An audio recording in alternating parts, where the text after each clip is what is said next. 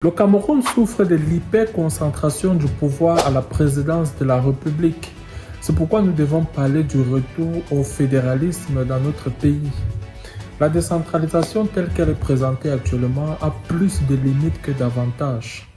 Comme vous le savez, sur cette plateforme, j'ai dit que nous n'allons pas rester neutres sur les élections présidentielles à venir.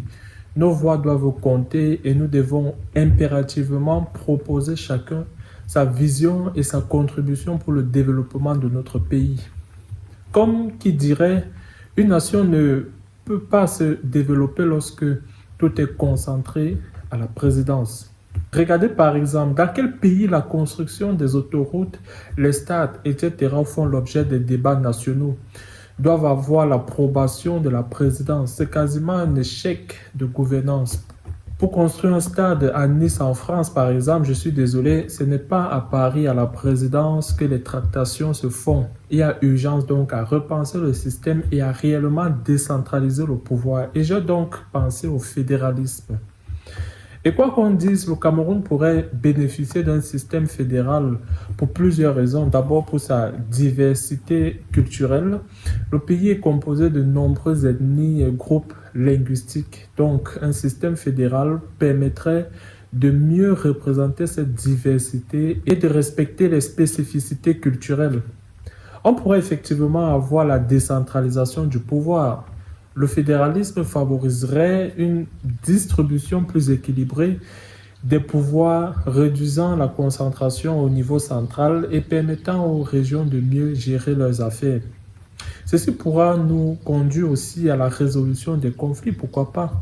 Un cadre fédéral pourrait aider à apaiser les tensions entre les différentes régions, notamment entre les zones anglophones et francophones.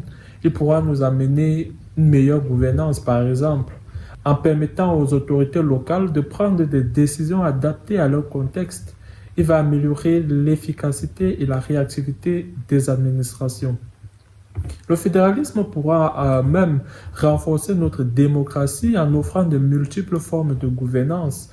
Il pourra favoriser une plus grande participation citoyenne et un meilleur contrôle des élus. Et enfin, selon moi, ce système nous apportera une stabilité économique car les régions pourraient adapter leur politique économique en fonction de leurs besoins spécifiques, contribuant ainsi à un développement plus équilibré du pays. Avec tous ces éléments, on n'aura donc plus affaire à un système qui ne dépendra que d'un homme. Chacun peut contribuer à sa manière, mais pour moi, les candidats aux élections prochaines devront être porteurs d'un tel projet de société.